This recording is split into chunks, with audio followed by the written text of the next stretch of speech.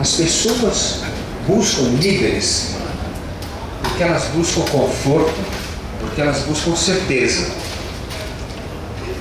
Quando você vai dizer que mas a liderança verdadeira não é aquela que dá conforto e certeza, é aquela que engaja as pessoas na busca das soluções comuns. É muito diferente. Essa é a construtiva. A outra é a liderança demagógica. Essa é a liderança de verdade. O segundo ponto muito importante, nesse processo que nós vamos buscar junto, existe uma coisa muito importante. As pessoas não têm medo de mudança. As pessoas têm medo de perdas. Cada vez que você fala alguma coisa, pode ser para estabelecer a regra do nosso campo de futebol, ou como foi a questão do hospital público, o que as pessoas temem é o que eu estou perdendo. Se você está dizendo que quem vai usar o campo é o time de futebol, ou quem vai usar o campo é quem perde. Poxa, então quer dizer que eu não vou poder usar tanto. Então, quando vocês pensarem nos seus atos como líderes, pensam não só em quem ganha, mas quem perde. E quem perde, você tem que ter um discurso muito importante de convicção. Porque senão essa perda vira ressentimento. E se virar ressentimento, você tem um inimigo para sempre. Então você tem que explicar para as pessoas por que você tem que fazer uma opção por A ou B, mas você tem que atenuar a perda. Você tem que mostrar que aquilo é por convicção do bem comum. Pô, eu sei que os meninos vão perder isso aqui, mas a importância de ter um time nosso na Série A é mais importante. Você tem que ter coragem de assumir a postura. Você tem que ter coragem de defender isso.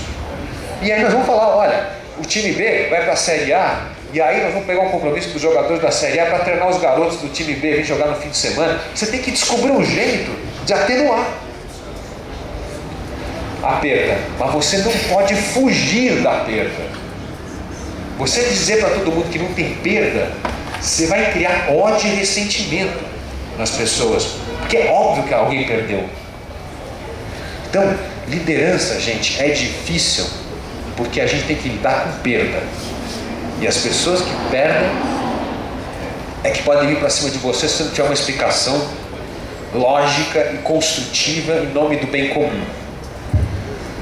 Portanto, com essas coisas em mente, com esses desafios da liderança que vocês vão ter que estar pensando para estruturar o seu discurso, a sua ação, a sua campanha, é que nós vamos entrar nos próximos passos do nosso seminário hoje, que é a organização da campanha. Mas organização de campanha não resolve nada se essa parte da liderança não for muito bem definida. Eu sempre digo, a coisa mais importante em liderança é gastar mais tempo no diagnóstico antes de pular na ação.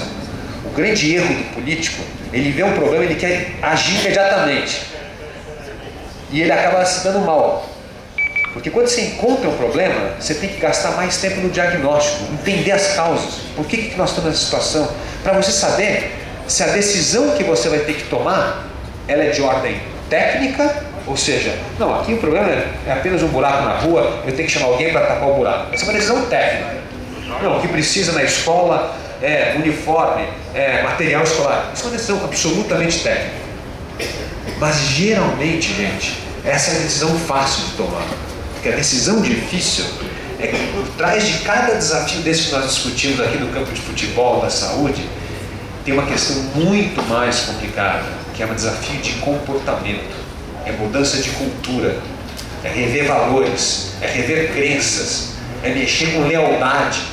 Imagina se esse teu fiel escudeiro, um dia, você vai ter que tomar uma decisão contra o interesse dele no município. Você tem que ter muita coragem para chegar lá e falar, olha, você mexe com você, e chegar e falar para ele, olha, nessa aqui, infelizmente eu vou ter que tomar outra decisão. Ele vai sentir que você está o traindo, mas eu sou o fiel defensor da tua causa. Pô, agora você está dizendo para mim que chegamos aqui e eu não vou ser contemplado? Não, porque o bem comum é maior. Você precisa ter muita coragem para fazer isso.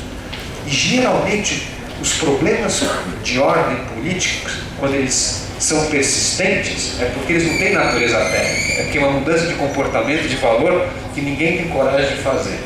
Aliás, um exemplo visível hoje é o que está acontecendo na Europa. há 30 anos eles têm um modelo que eles sabem que não está fechando a conta e continua insistindo. E fica empurrando o problema para o outro, o cara que vai ganhar a próxima eleição, para o outro, para o outro, para o outro. O que acontece? Chega um momento que você tem uma crise no sistema, porque não aguenta. Porque você ficou postergando as mudanças importantes durante tanto tempo.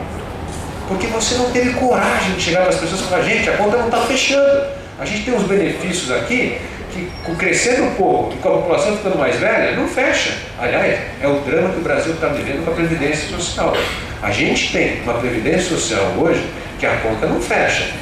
Os jovens que vão votar em você, que estão contribuindo para esse sistema, certamente, não é talvez, certamente, no dia que eles se aposentarem, eles não vão ter benefício, mas nem para comprar cesta básica. Então o negócio é o seguinte, a gente está empurrando o problema com a barriga. Ninguém tem coragem de chegar lá e falar, gente, vamos repensar isso aqui, que a conta não está fechando.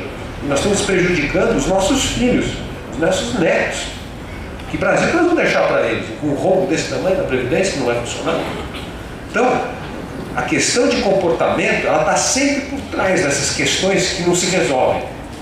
E daí tem várias, questão tributária, previdenciária, qualquer um desses grandes temas nacionais tem uma mudança de comportamento. E que a gente não endereça. Se não endereçar, ele vai continuar persistindo, porque não adianta mudança cosmética. Ele vai continuar persistindo. Bom, então